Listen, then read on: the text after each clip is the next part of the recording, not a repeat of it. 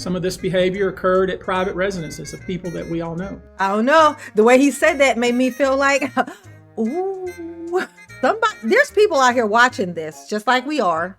Okay, was watching this and shaking in their patent leather baby seal boots, honey. Because the house he talking about was their house. The typical MO at one of these parties, when you are handed a drink, and now we know that the drink is laced with something, if you refuse to drink it, you were kicked out of the party. Now, let that sink in for a minute. First of all, okay, it's either something to knock me out or it's something to kill me. Both of which are things I did not come here for. Okay, so yeah, that's gonna be a hard no. And if you don't knock me over the head as I turn around to try to leave, I'm going straight to the police. Okay. So if you ever put anything past Diddy, you was playing yourself. You know what I'm saying?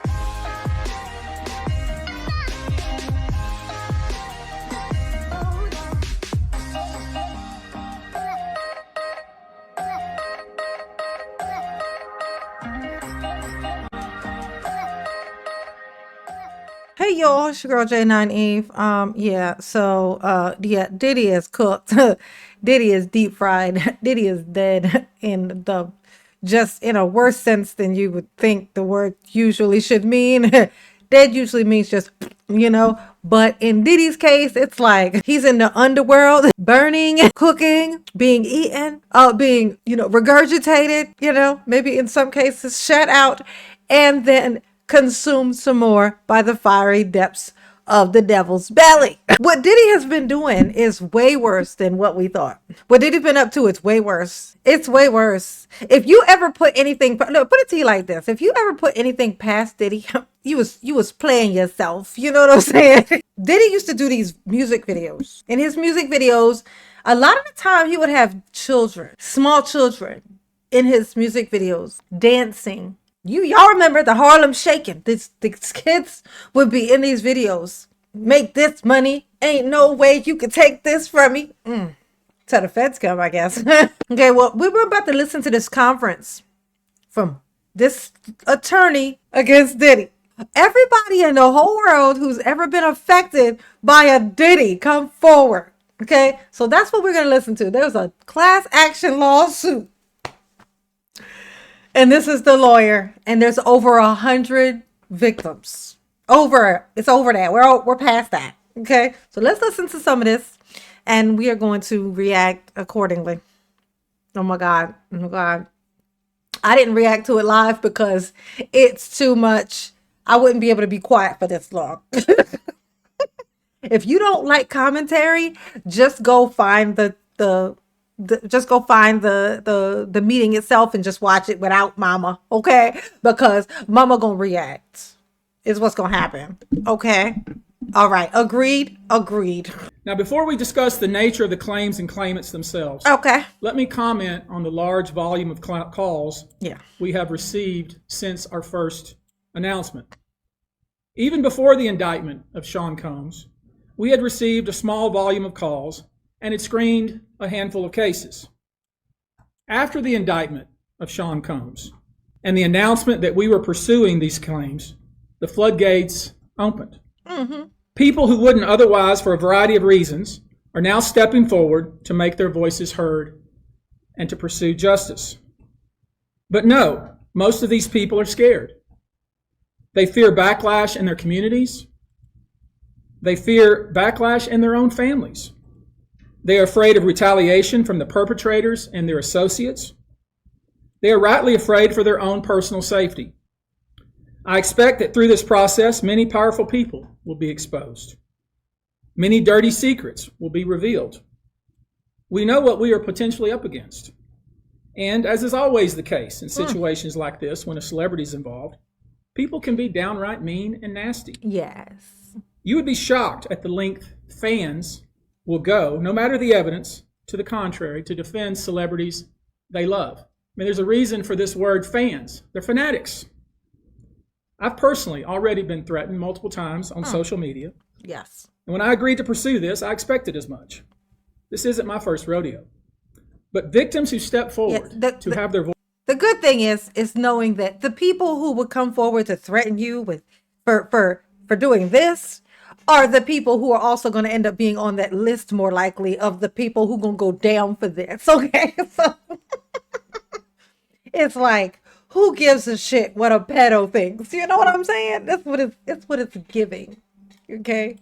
Voice is heard, should not be subjected to that kind of conduct. They should not be targeted. No. I want to say this, and I want to be clear about it. Okay. Although we are vetting each call as stringently as we can, I always start with a mindset that I believe victims. Yes. I believe victims. Because I understand the tremendous courage it takes to step forward. Yes. So if you're watching this, please hear me. If you're out there and you have been victimized by a Diddy, you are not alone. There is a great strength in numbers. Yes. You can seek redress. You can obtain justice. Yep. We can help you, and we will help you. Yes, that part. That being said, as stated, we are vetting every call that we receive. We have had to turn away some. For each, we ask for corroboration. For each, we ask for the identity of witnesses. Yes. We also have collected pictures, videos, texts. Yes. We check venues. We check dates.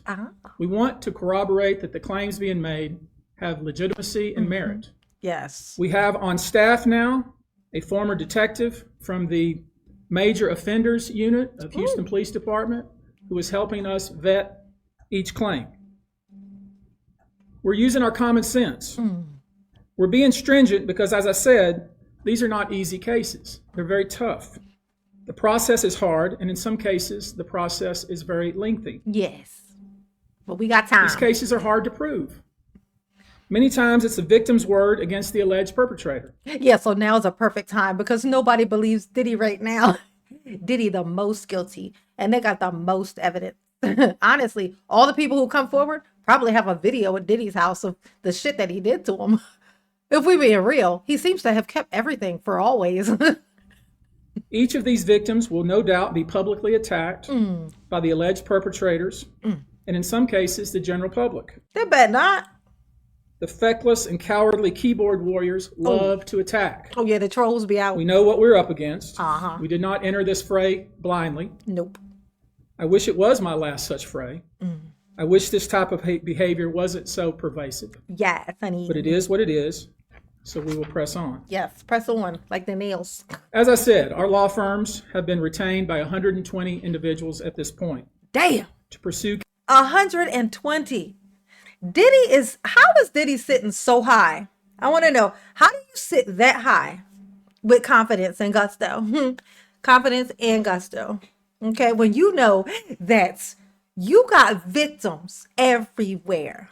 That's the devil. Okay, if you are out there and your thought process is not Diddy needs to be melted, if you out there and in your mind, in your heart of hearts, this is coming from somebody who's known the allegations. The allegations about Diddy have been out there way before people actually was coming out saying, like specific stuff, way before this. Come on. I'm 45 years old. I've known about Diddy's shenanigans since I was right out of high school. I've known about Diddy's shenanigans since right out of high school. We didn't even have the fucking internet, okay? Now let that sink in. We didn't have the internet, and I knew about Diddy's shenanigans right out of high school. You see what I'm saying? So, but even I didn't know how bad it was. I didn't know that the tiny children needed to be afraid. I didn't know that. Cases in civil court against Sean Diddy Combs. You should know, in this group, it is evenly divided between males and females. Ooh, damn. There are 60 males and 60 females who have joined us to pursue these claims as plaintiffs.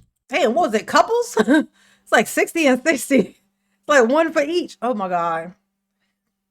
Oh my God. In this group, 62% identify as African American, 30% are white, and the remainder are Hispanic or Asian. Well, he was equal the opportunity. Victims are from more than 25 states. The majority are from California, New York, Georgia, and Florida. Damn. I don't want to focus on the ages of these victims. Oh, here we go. Here we go. Now, y'all need to pay attention. Now, this is where you need to pay attention. Shit about to get real, okay? When we talk about the ages of the victims when the conduct occurred, it's shocking. Our youngest victim at the time of the occurrence was 9 years old. Damn. We have an individual who was 14 years old. We have one who was 15. 25 of the 120 individuals who are plaintiffs in these cases were minors at the time of the acts complained of. The time frame of the acts complained of is very wide. The conduct at issue spans from the years 1991 all the way till this year, 2024. Yeah, he was doing this shit until they put the cuffs on, you know. Did they check the hotel room? Because he was up in a hotel. He was staying in a hotel when they grabbed him in the lobby. So did they check the room, check under the bed? Because it could have been some children in there. I'm just saying. 9 years old. 9 years old. Just listen. Just listen. If you wonder why there are so many alleged victims, that's your answer. We're talking about more than 25 years of this type of conduct. Now, although most of the victims who have stepped forward were victimized after 2015, this has been going on for a very long time. Yes. Now, when you think about the fact that some of this conduct occurred 25 years ago, and you wonder why would it take somebody so long to step forward, I want to remind you that many states in the United States have recognized that it's very difficult for a victim to step forward and to make these types of allegations when something very terrible has happened to them. I'll use New York, the state of New York, as an example. The state of New York has specific statutes in place that revive claims that are even claims that would typically be not able to be brought, that it revives such claims, and they can be brought even 25 to 30 years later. Nice. Because there's a recognition there in New York and California and other states that it's very difficult for a victim to come forward. Yes. And I would respectfully suggest the only reason many of these people are coming forward because they see other victims coming forward. Shout out to Cassie. Cassie, ooh, Pandora's box much? She literally opened up Pandora's box. It was amazing what was inside there. That decision that she made. She just sitting in her bed or sitting on a chair looking out a window one day was just like, you know what? Fuck it. and her decision to just go, fuck it. It freed all this stuff. Because you got to know, all these people who've been traumatized could have possibly gone on and traumatized other people. And, because, some people are vindictive. When things happen to them, they want to share that horrible, that sadness, that grief, that terror. And, some people go to therapy and some people don't, And so you imagine this is 30 years of him doing shit like this. How much it actually, even outside of just his victims, how much it spread past them, the trauma of the families. Like, it's weird. And it gives them some comfort that, hey, I won't be the only one. Yes. And I expect more victims will come forward. Yes. There's an old saying. Strength in numbers. It says, a lie has great speed, but truth has endurance. Yes. The truth will go forever. The acts complained of in these cases that we're going to file occurred primarily in New York. Okay. Either Manhattan or the Hamptons. Ooh, or occurred in California, primarily in Los Angeles. Not the Hamptons. Or in Florida, primarily in Miami. Ooh, Miami. Most of these events and incidents occurred at parties, typically after parties, or album release parties, New Year's Eve parties, 4th of July parties, something they called a puppy party, Halloween party, all-white party. Damn, the black Although party. Several of these events occurred at auditions. Ooh, oh. Many times.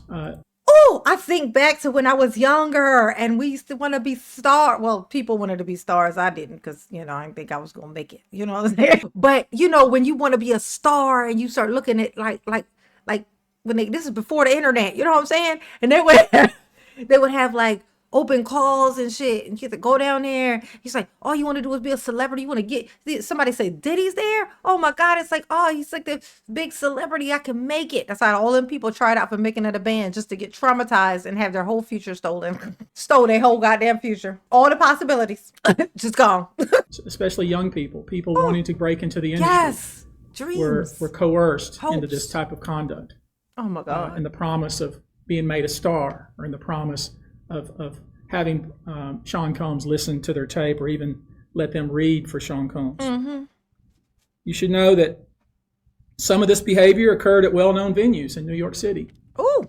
Some of this behavior occurred at private residences of people that we all know. Oh!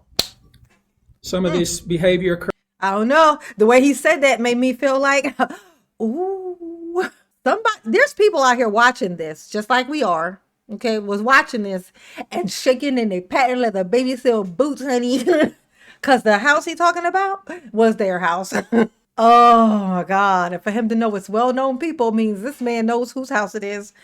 Oh, it's gonna be bad. It's gonna be bad. At hotels that we're all familiar with.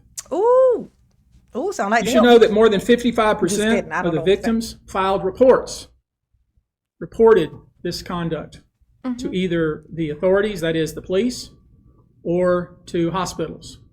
We're in the process of collecting with our team assistants medical records, reports that were made to the authorities, and I've already said that some of the individuals in this group did in fact talk to the FBI. Ooh. You should know that several of the individuals, and when I say several, I mean many, who did in fact seek medical treatment were drug tested. Ooh. And drugs were found in their system, weird drugs that you probably never heard of. One in particular that continues to pop up is a drug called xylazine or trank, which based on our research is known as a horse tranquilizer. Oh, son of a bitch. Now, there's been a lot of reports that we're filing a class action. Diddy, no. Diddy, I know you ain't out here horse tranquilizing bitches. This ain't what you do. You ain't out here horse tranquilizing people. This ain't that's a lot. I'm gonna need to process that. Horse tranquilizer. Okay. Action. This is not a class action. Class actions when one or two people file a case on behalf of a group of people. That's not this. These cases will be individual cases. Each case will live and die on its own merit.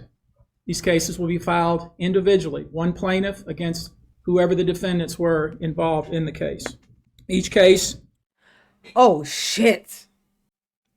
Wow. Wow. Oh my God. This is literally, I'm getting teary-eyed and I'm getting like kind of choked up. Each one of these, this ain't even a class action. These are going to be individual lawsuits. These motherfuckers is going, you know what that means? Okay, first of all, let me explain to you what that means. What that means is that every person that did these things, it's going to be, we're going to know who all did what. That's what this means. We're going to know individually who all the culprits are, who did what. That's what this means, what he's saying. Just to put that into perspective for you. So ain't gonna be no secrets here, okay? May be filed in one venue like California. Another case may be filed in New York. One case may sue just Sean Combs, but multiple other people. One case may sue a range of people. Not the range. A range of people. Oh, a range. I would expect most, though, to be filed, as I said, thinking or hoping or perhaps believing that I may start naming names. Well, that day will come. But it won't be today.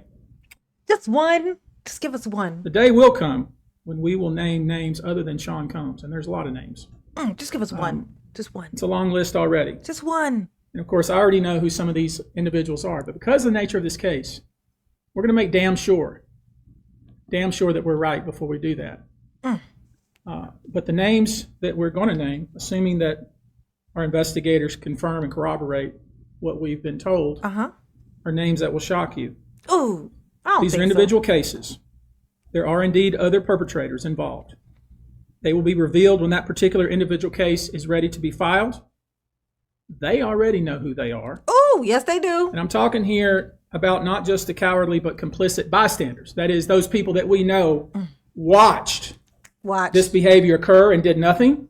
And I'm talking about the people that participated. Spectator sport. Encouraged it, egged it on. They know who they are. Diddy.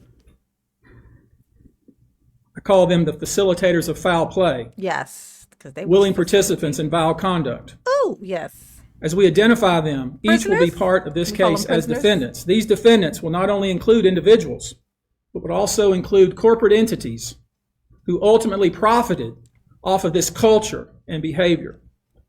I'm looking at banks, pharmaceutical companies, hotels. We know that many of these individuals were paid cash. We know that many of these individuals involved, whether they were the ones being assaulted and abused, or they're witnessing other people being assaulted and abused and then paid and threatened and told to leave. Typically paid 10 grand in cash and told to leave. And then threatened as they were leaving. So in addition to Sean Combs, you should know the defendants in these cases we're going to file will include anyone, of course, who engaged in the assault or exploitation, anyone who participated in such in any way, anyone who encouraged or facilitated this conduct, anyone who was in the room and watched it happen but made no effort to stop it, any venue. Well, that's weird, because everybody's in there has the same fear.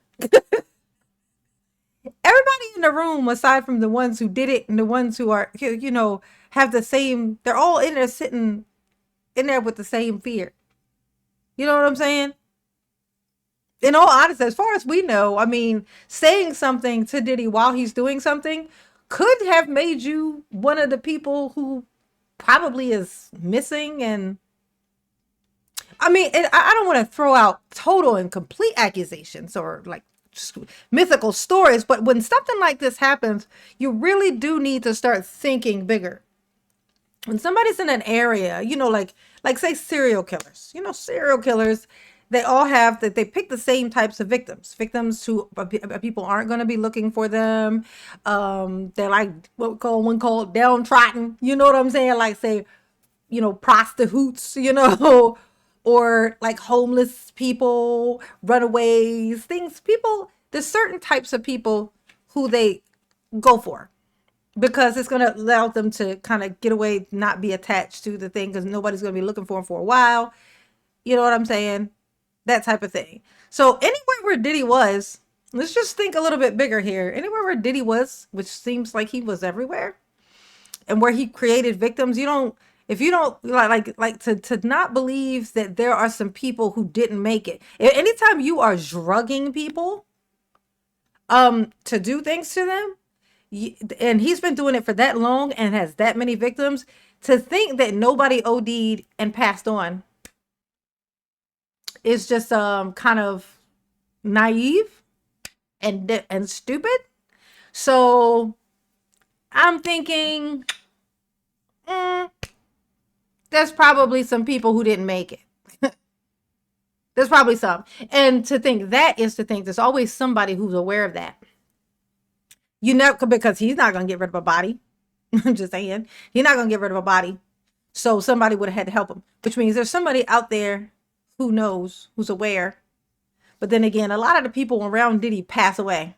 If you notice this, a lot of people close to Diddy pass away. So those could be the people who were there. That could be him cleaning up his mess. Just throwing it out there. It's just a thought that I had. Like, if he could do this, he definitely has even accidentally did that. Because you can't drug that many people like constantly doing that. And nobody passes away. Nobody ODs. Nobody has a reaction. No, he's not checking these people's backgrounds to see what they're allergic to and all these things. To think that nobody passed away because of this and is now just a missing person that they just don't know is attached to them, to this. I'm just saying. Dig a little deeper for mama. Dig a little deeper for mama, okay? Venue owner who was aware of what was going on, but failed to stop it. Ooh. Any individual or entity who knew about the conduct and benefited from it, but did nothing to report it or stop it. And any individual or entity who covered it up or helped cover it up. Wow. These people who know who they are should just come forward now. Just come on. Just come out. I would imagine.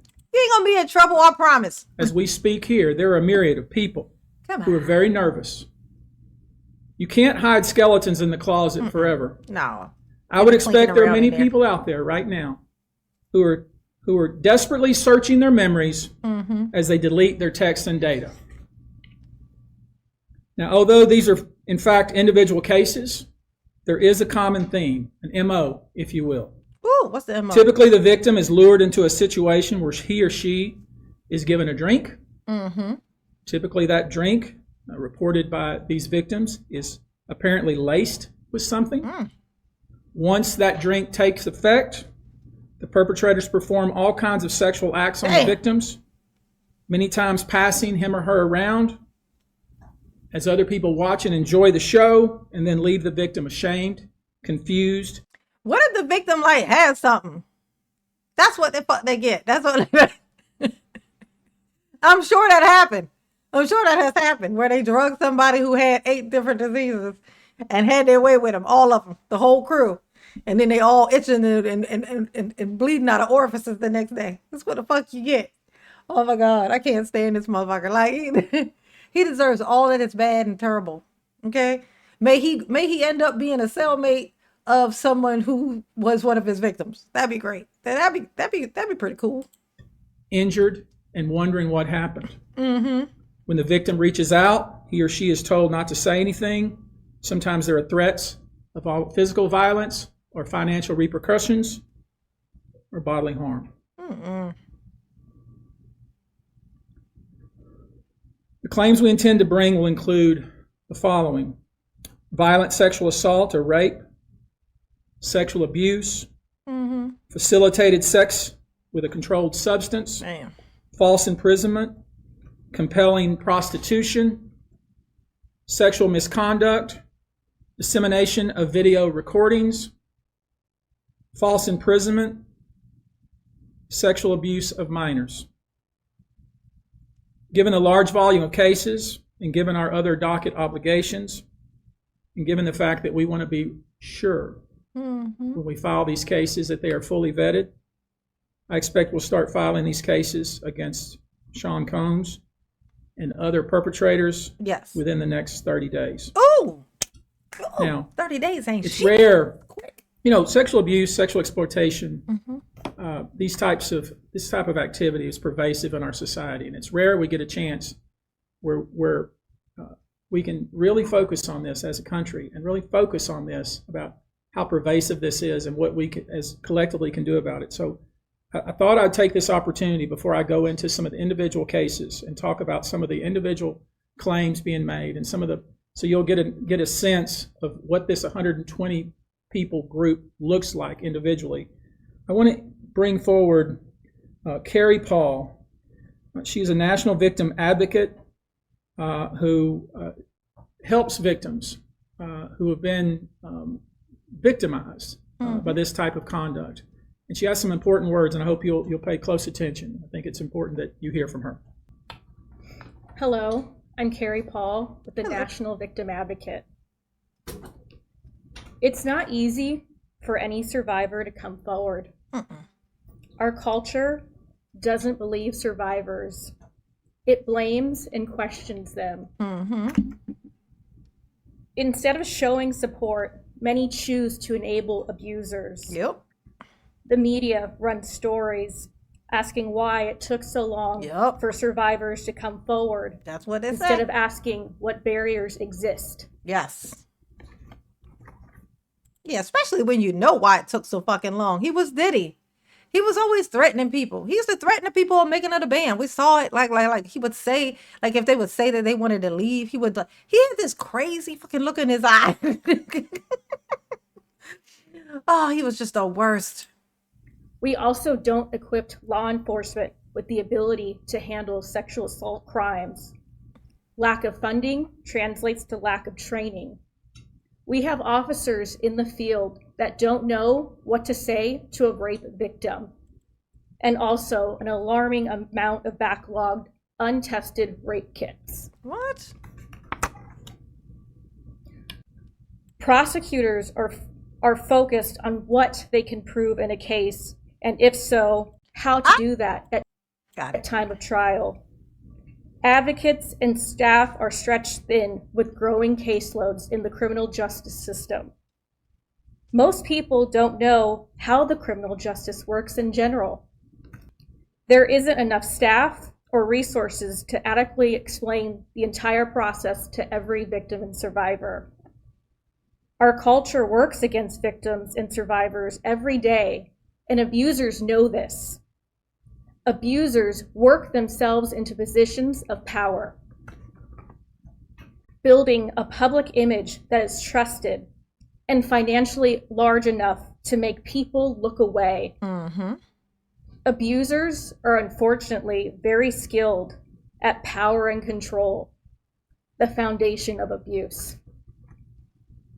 They seek victims who are vulnerable, such as children, their employees, and their intimate partners, all who see a different version than the public does, all who rely on the abuser in some way. And for those that do come forward and aren't believed, face questions like, are you sure it happened that way? Were you drinking? What were you wearing? All of this creates an environment that enables abusers to continue abusing them. And yeah, that shit is so crazy when people say it's something to do with what you got on. What you got on will make people look at you. Yes. Yes. But a person who wasn't already going to attack you is not now more likely to attack you because of what you have on. Now, he may notice you. Now, say there was a predator looking for a victim. The predator already exists. He was already going to find a victim. He was going to grab somebody. Now, the way that you dress may cause him to notice, say, you, and that's why you're the one.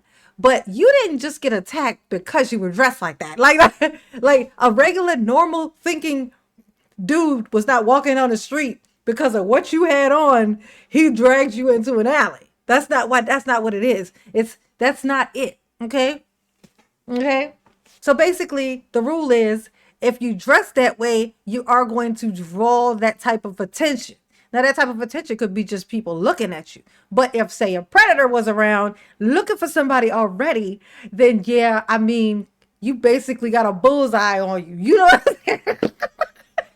But somebody was going to get grabbed. Somebody going to get grabbed, which means if everybody was dressed appropriately that night when the predator came out, it was going to be somebody dressed just like a nun that got dragged in that alley. Okay? You dressing like that is not getting you attacked. Okay?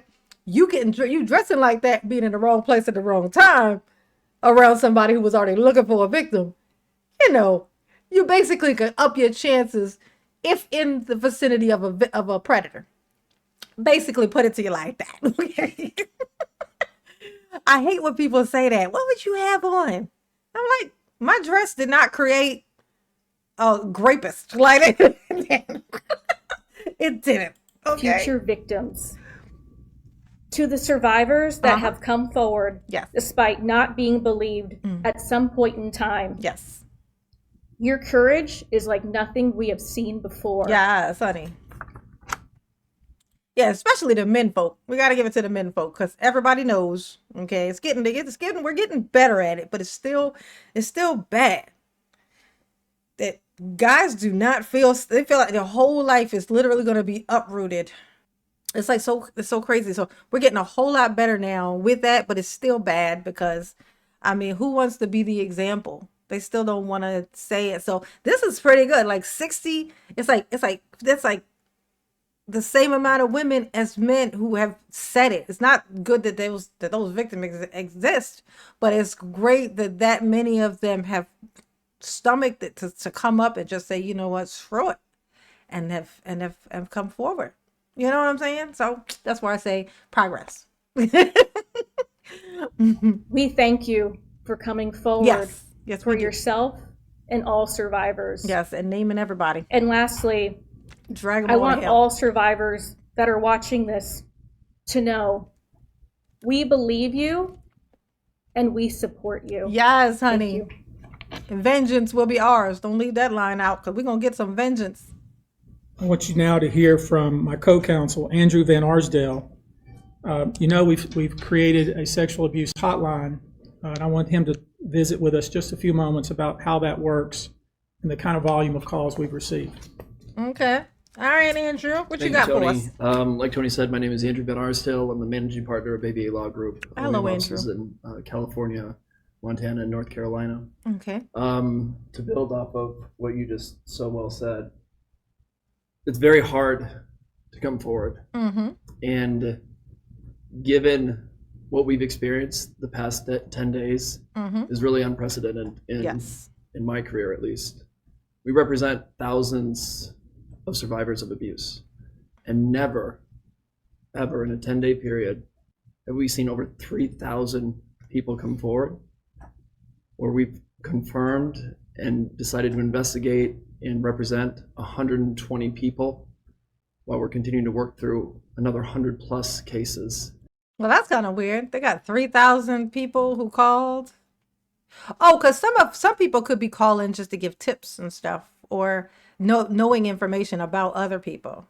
So we got to keep that in mind. Not everybody who called is necessarily a victim. They could all be like people who witnesses to victims and stuff like that. It might maybe help them find victims also. And okay.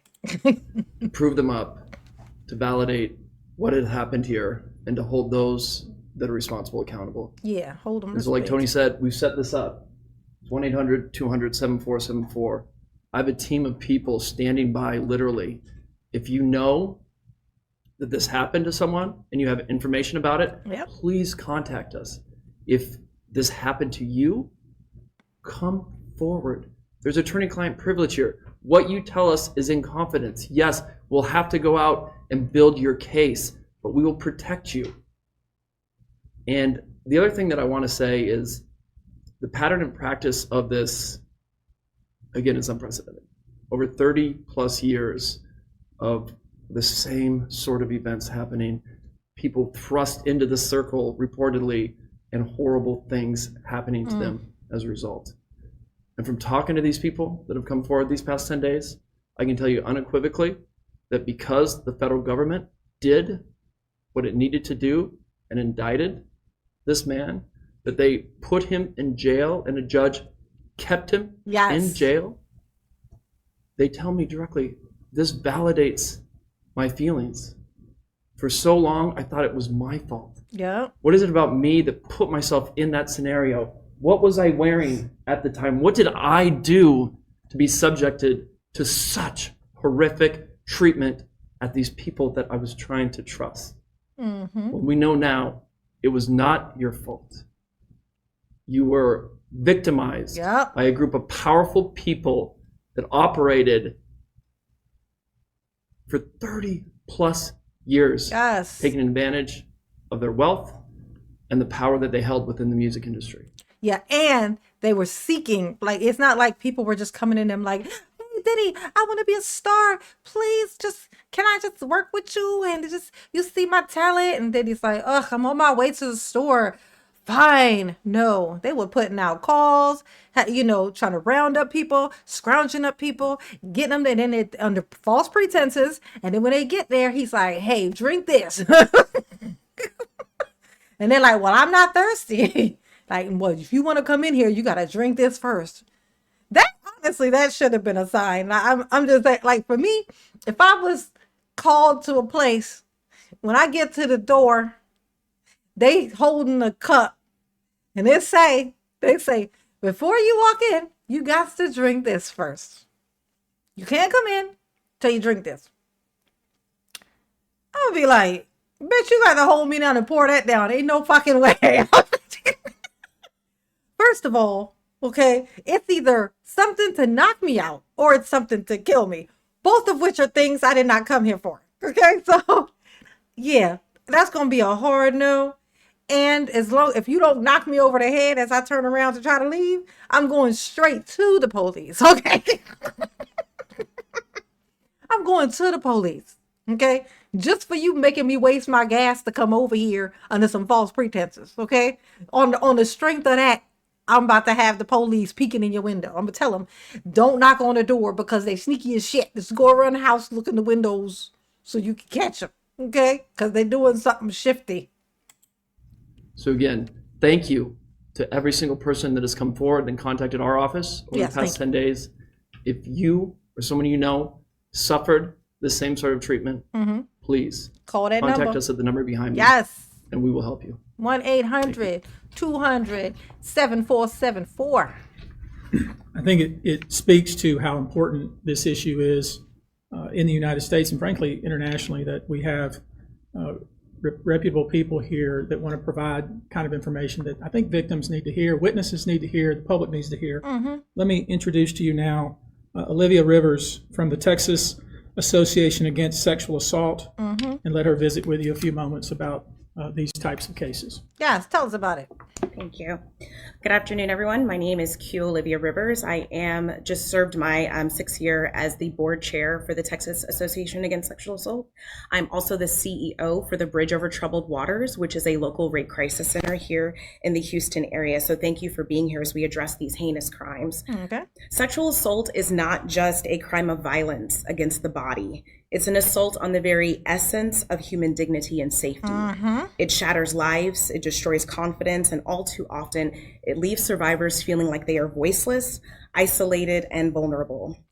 Also, you think about how many people probably, deleted themselves behind Diddy. Because not everybody takes things different. Like, some people, when they can't get past it, when they can't get through it, and they can't see light, they just leave. They just decide to leave the planet, I mean.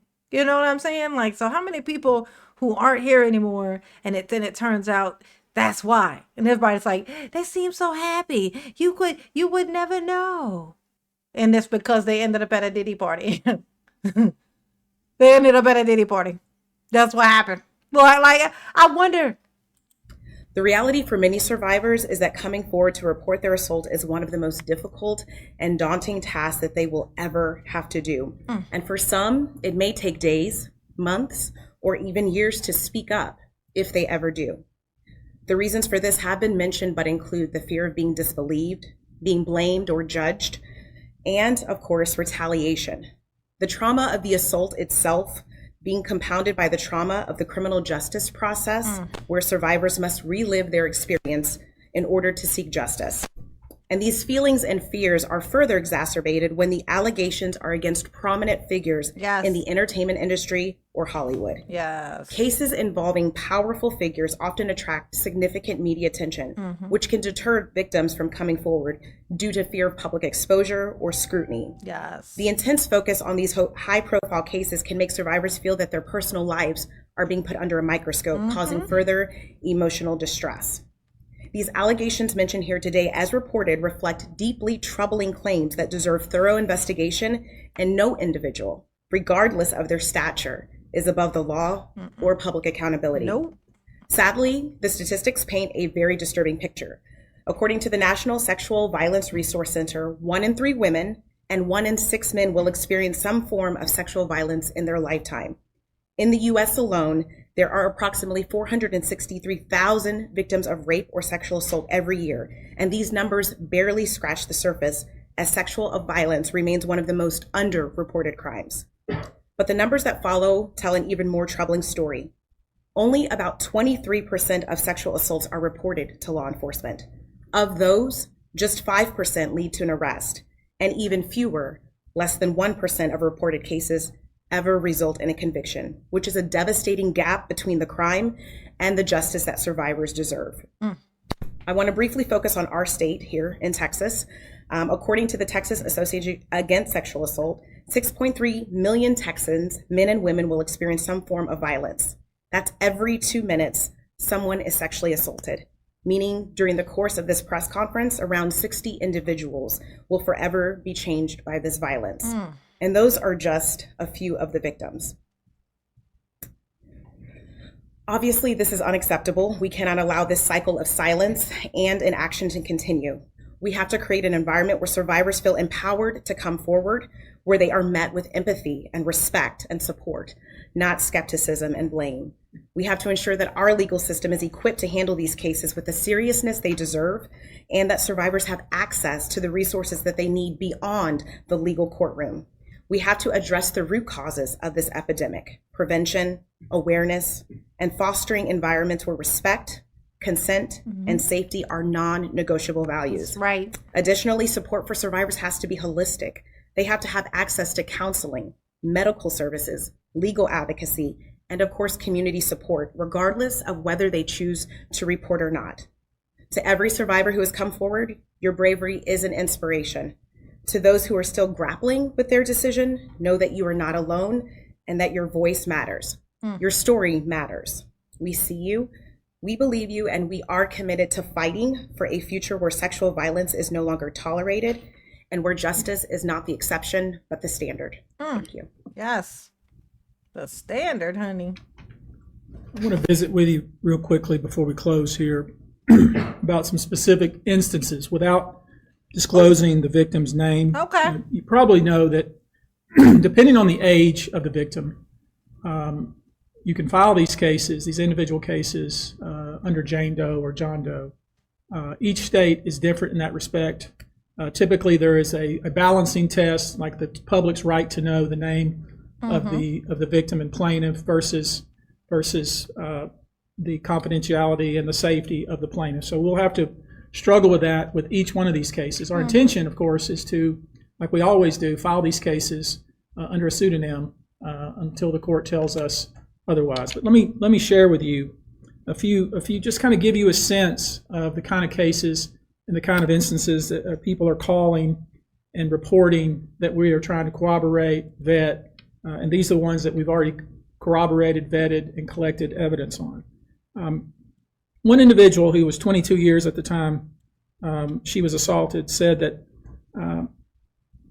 the typical MO at one of these parties that have been widely discussed in the press was that when you were handed a drink, and now we know that the drink is laced with something, if you refused to drink it, you were kicked out of the party. Now, let that sink in for a minute. I mean, the admission to this party was that you had to drink the chosen drink that was handed to you. And now we know that in most cases, I would say 90% of the cases, these individuals were drugged with some sort of drug. That was kind of the MO. Another instance, this individual who was 9 years old at the time was taken to a audition in New York City with Bad Boy Records. Other boys were there to audition as well. All of them were trying to land a record deal. All of them were minors. This individual was sexually abused, allegedly by Sean Combs and several other people at the studio in the promise to both his parents and to him himself of getting a record deal. Another instance. Oh, hell no. So yep. You know what? No, that sounds about right. That sounds about right because their parents would be knowing. The parents would be wanting their kids to be stars so they can live vicariously through their kids and spend all their kids' money. Okay? Like Drew Barrymore. Like, she turned out great, but I think she probably had to do so much inner work. Okay? Because her mother was like so busy trying to be her sister, sort of. You know what I'm saying? Like, she didn't even get raised. She put her daughter in Hollywood and she just lived a fucking life. Didn't care that her daughter was like 10, 8 years old, out at fucking parties, drinking and shit. You know what I'm saying? Like, you imagine what happened to her. You imagine. That's why I love Drew Barrymore so much, though. It's because of how far she's gotten, and she hasn't even been quiet about that. So it's not even like something that she's like hidden or, suppressed. No, she put it out there and just went to some rehabs, just kind of lived her true life and did not allow it to be like define anything about her. Like, even though you know all this crazy, it's like it's always so hard to believe. Like, we all know the stories of Drew Barrymore as a kid and like her growing up in Hollywood, but I think that's why everybody loves her so much. It's because of what she went through and how she's still facing it, being honest about it, being open about it, and it never crushed, it never even almost crushed her. Like, at least I wouldn't even say she hid it well. She just wore it well, and she embraced it, and she just still lived her life. You know what I'm saying? And she was a great person who this horrible thing happened to, and she still managed to hold on to her great personness. She didn't allow it to change her. Oh my gosh. But just thinking about it, it's nauseating. But the parents be knowing. The parents was like, I don't want to put it out there, but I always thought it was weird that Usher's mom, like people are changing the story now because of something Usher said, where they said, and how was your parents about you being at these Diddy part, like being there with all that stuff happening at Diddy's house. And Usher said they didn't know nothing about this shit, but he didn't mean they didn't know he was there. He means they didn't know all the stuff that was going on, right? They didn't know all of the little intricacies of that.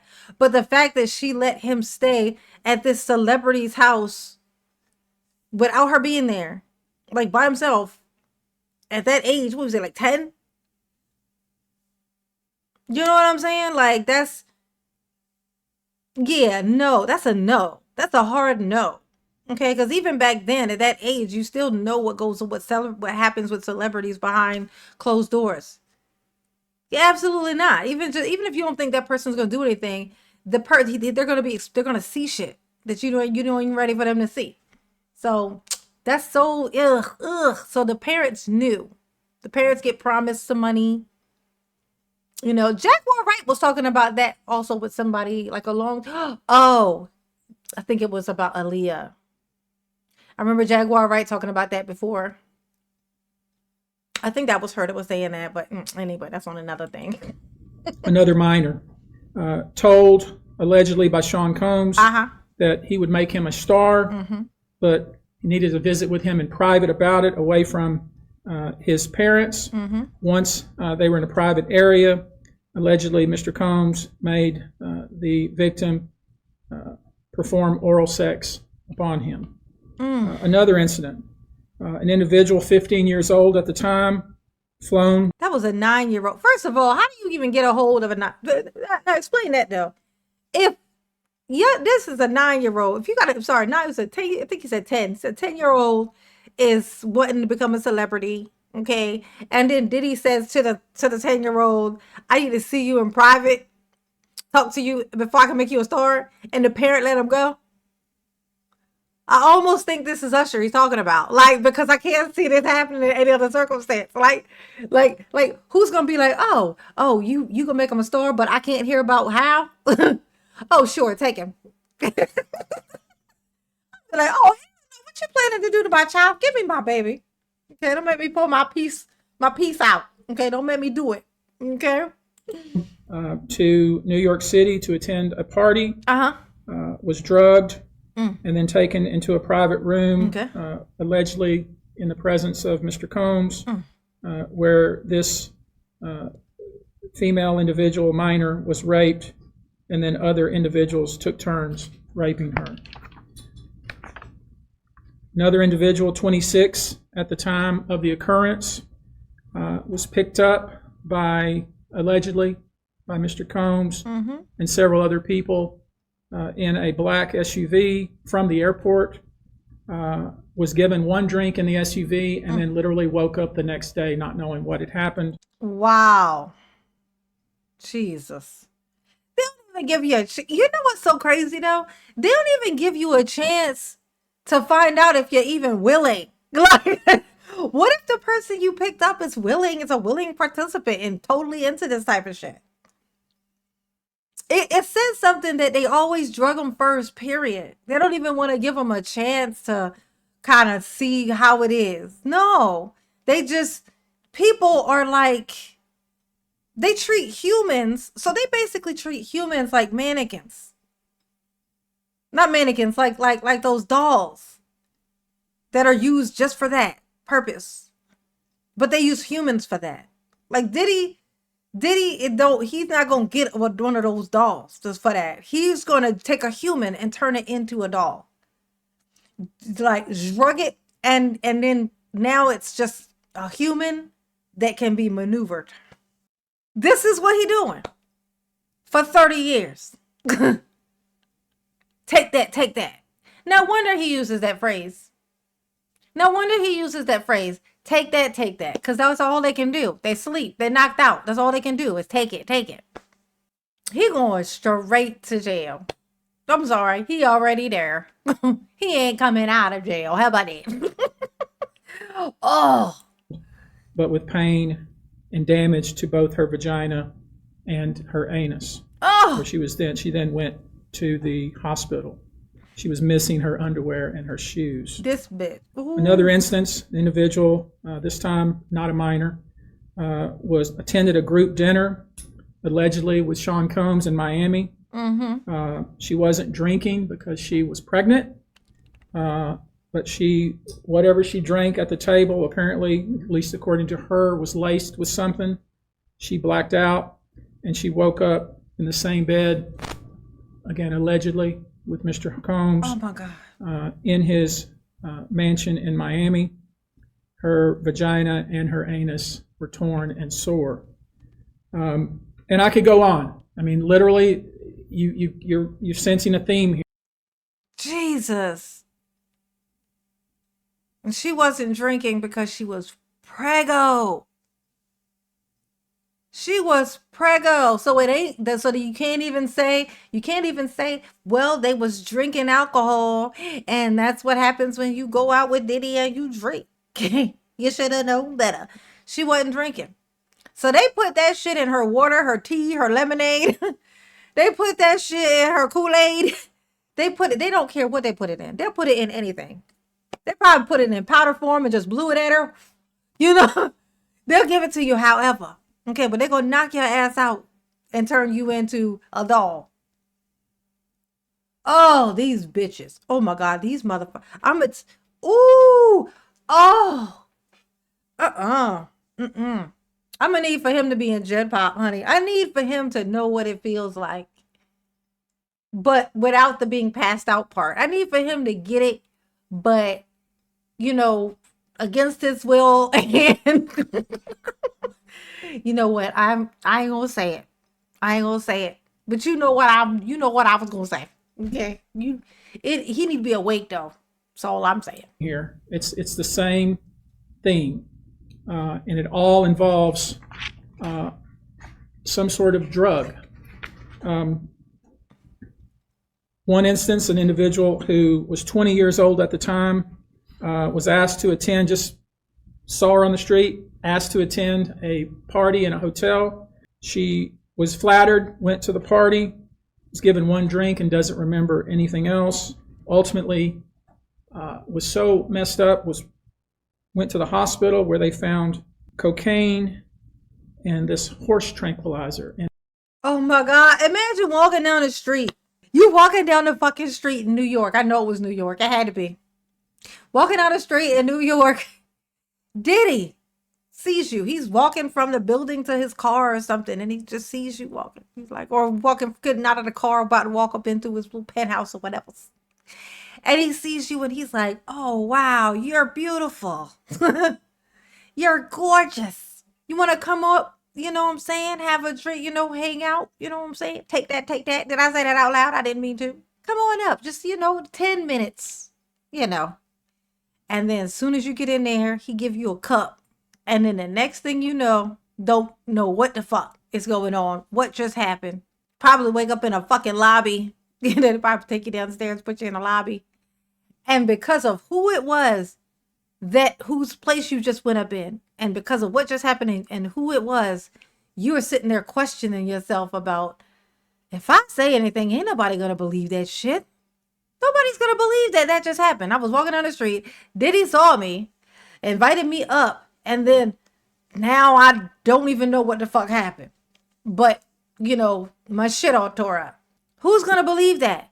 The answer, nobody. Nobody. That's the answer. So if anybody wants to know why people didn't say nothing, but what's so crazy? When you hear the story, it sounds completely like some shit he would do, right? Sounds exactly like Diddy.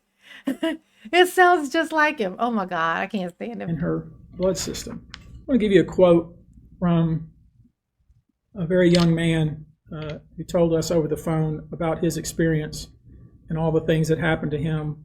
He says allegedly at the hands of Sean Diddy Combs and his friends in the effort to try to sign a record deal. This was kind of what he was told he would have to do. His quote is, "Had he not been in power, I feel like I could have been something great. I quit the industry because of what Sean Combs did to me." And that's really what it comes down to. We are pursuing this, asking you to support this effort, to encourage witnesses and victims to come forward and bring. I'm gonna tell you the reason why he was doing that shit. Because he was jealous because he had no talent. Diddy had no talent. I don't know if you're aware of this, but Diddy had no talent. None. Not a talent. He had zero talent. His talent was being a predator, being a hater. He was the best hater. Okay? I know Kendrick Lamar said he's the biggest hater, but no. No. Diddy is. Diddy's the biggest fucking hater. Okay. Your evidence so we can continue to break down this wall of silence, and we can continue to have these stories heard. This is the beginning of what I hope to be a national dialogue. Yes. This type of sexual assault, sexual abuse, and sexual exploitation should never happen in the United States or anywhere else. Nowhere. This should have never been allowed to go on for so long. This conduct has created a mass of individuals who are injured, scared, and scarred. And a monster. If you are one of those individuals, we ask you to reach out. Yes, reach. If not to us, to someone you trust. Yes. If you're someone who witnessed any of these events, we ask you to reach out. Call. Your name can remain confidential. With that, I'll take a few questions, not many, maybe two, but if you have a question, I'll be pleased to try to answer it. Okay.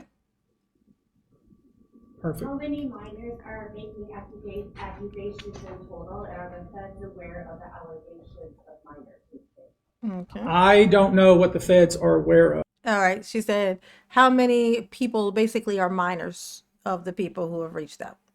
Okay, but I do know it's 25 out of this 120. Tony, and I will say this to that point. We welcome the FBI or any authority who wants to come to us, and we're going to make that available to these victims because I think that's important. My suspicion is, based on talking with these folks, is that the FBI is just not aware of these people. The FBI has talked to some of these folks, and I'm going to try to encourage the victims to, in fact, talk to the FBI because I think they have some very important things to say. Tony, were all of the children auditioning because they were musicians, or were any of them kids of employees or anything like that? All seeking either TV or some sort of music career with promises of, we're going to make you a star. Oh, that's a good question. She said, are all of the people like the kids, were they all ones that were like seeking, to be like in the entertainment industry, or were any of them like the children of the people who were around him? That's what she was asking. So he says, yeah, it's all of them were people who were trying to be stars, like, who were seeking, yeah. He probably knew better than with people's children without permission, like people around him. You know what I'm saying? Because these are people who could touch him. You know what I'm saying? Could throw him off a, balcony. Yeah. Not to mention these are kids who would grow up one day and then they could throw him off a balcony. So, yeah. He liked to mess with the ones that basically he could throw away. He ruin it. It's like, just ruin your career. No one's ever gonna believe you. You'll be a has-been. You'll be you look bitter because you didn't make it, and that's why you're saying these things about me. That's what he liked to do. Use people and throw them away. Instead, basically did things to them such that they don't want to have anything to do with the entertainment industry. Yeah. Make them quit. All right, guys. Thank you very much for your time. Because he was a hater. He wanted to do stuff to make them quit because he's a hater. That's why. Because he's mad because they have a talent. He's mad because they're cute. And like I told you, Diddy ugly and he know it. Ain't nothing worse than a man who's ugly. He knows it and he hasn't embraced it. Okay? You got to embrace it. Because then you get to have, then your confidence can actually make your cuteness, enhance. Okay? Confidence can make ugly enhance the cute. Right? But when you ugly and bitter, you stay ugly or get uglier. Amazingly, no matter how much money you have. Because money is supposed to be able to kind of elevate you. Physically even. But not when your insides is bitter and tart. That's why Diddy always ashy. That's why Diddy ain't never got cute. That's why he still look the same. eyes still sitting at the center of his fucking face. That's why. Because Diddy ain't shit inside and out. Okay? Fix the inside and the outside will comply. Okay? But you an asshole on the inside. You're going to always be one on the outside. And that's the universe doing its work. Okay? I thought this was insane, you guys. This was crazy. I can't believe it's like literally the idea of like the person walking down the street. Y'all let me know what part of this is like the most disturbing for you. That's what I want to know. What's the most disturbing part of this for you? For me, it's the people walking down the street when Diddy's like, hey, hi, you know, want to come up, you know, to sit, have a, you know, drink or whatever, just chill out, you know. You got any hopes and dreams that I can pretend that I want to help you with, but really I just want to dash the shit out of because I'm jealous because you're cute and talented? You want to come up? And then they just, next thing you know, they just wake up and they're like, what the fuck? What just happened? You know, that's that part, okay? And the 10-year-old, that was fucking weird. That was weird. I mean, not super shocking, because everybody who knows about the whole Usher thing, it's like we didn't want to believe it. Like, I won't say we. I won't do that thing where I'll pretend that everybody's thinking the same thing as me. But I'll say, growing up, like when I was younger, because I'm Usher's age. Usher and I are the same age. So when Usher was staying with Diddy and when he first came out, he's like one of my heartthrobbing people because he's my age. Right? So when he was a star, I was the age where I'd be like, oh my God, Usher. Because he's my age. So I remember him living with Diddy. Like, I remember that. I remember when he first was coming out and knowing that he was there and thinking that was so weird that she just his mom let him stay there, gave custody to this man who's not related to him, who's a celebrity. Like, I thought that was just the strangest thing. And so, and you know, it's like you think your brain wants to go there to, that's weird. What if he does something to him? But then your brain just goes, why would he? Right? You talk yourself out of it, but your first instinct is that, which is definitely what his mother should have thought. That was, you know, but knowing this now is like, it's not that shocking because of the Usher deal. You know what I'm saying? And I don't know. It's like, I think this is why it seems like whenever somebody's young and becomes a celebrity, they always seem to be fucked up and like they grow up and they're all jacked up. And you want to say, oh, it's money. They just get bored. They just get, you know, it's just like this thing. No, Diddy is not the only one who's doing this shit. Okay. All the people, like that's why Nickelodeon just got blown up because of the one guy, but because he's not willing to confess, or they're not prosecuting him. Now, if they were prosecuting the guy from Nickelodeon, let me tell you, it would be going just like this. If the feds came in and were prosecuting him, it would be going just like this. Everybody else in that thing would be going down too, because they're all fucking involved. They all get getting their licks in, all of them. But because it's just like this rumor thing, lawsuit here, lawsuit there. They got to pay a little money. He still gets to be quiet and pretend, just say out loud that nothing happened and they're just making it up. But it's the same thing. All these people, like, this is why I don't think kids are meant to be in these spaces. And people need to just generally not trust these people. This is generally what it is. Anybody who has power over you. This is why in the military, they don't allow people who are higher up to commingle and hang out with the people who are underneath of them. There's a reason. There's a reason why they're not supposed to hang out with these people. Right? Me and my stature hanging out with, say, anybody who's like just a high up person, like a king or a queen or something. It would ruin my life. It's not going to ruin their life. It's going to ruin my life. Right? They can use me for whatever. But I can't say anything. I can't do, they could use me, lie on me, do whatever, and ruin my entire everything. If I say anything about them because of how high up they are, the easiest thing to say is they just mad because, you know, look where they are. It's like, look where she is. She down there. That's why she mad. She's just saying all these things. Right? My life is disposable to them. That's why I'm not supposed to be intermingling with them. And that's why people shouldn't be hanging out. That's why you never want to meet your idol. That's why they say never meet your idol. You're always going to be disappointed. Always. Because you're not supposed to be there. You're not supposed to be there. Okay. Period. Point blank. Period. Poo. Okay. Ugh. Interesting. Y'all let me know what y'all think in the comment section. I think I'm going to send this up as a, I don't know. But I saw a little piece of this and I was like, you know what? Okay, I was terrified. This is insane. I want to know what. In fact, I'm about to go online and see who's deleting all their Instagrams and their social media, because a bunch of people, I bet you, after this, or probably while it was going on, were deleting their social medias, which is just going to give us all hints. TikTok gonna tell on you. Please understand, we live in the age of TikTok. You're busted. Okay, we're gonna find out who all of you are. Y'all behave, okay? And be safe. Be safe out there.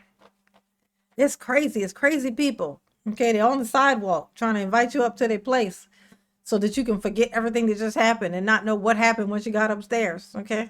So just, be careful. Okay? Because mama loves you. Yes, she do. Ooh, peace.